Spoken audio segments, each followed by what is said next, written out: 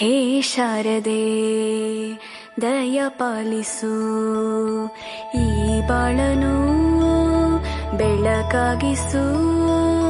ಹೇ ಶಾರದೆ ದಯ ಪಾಲಿಸು, ಈ ಬಾಳನು ಬೆಳಕಾಗಿಸು.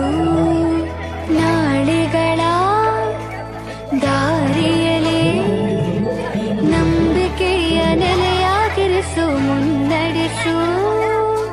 ಕೈ ಹಿಡಿದು ನಾವಾಡು ಪದ ಪದದಲ್ಲೂ ಸಂಚರಿಸು.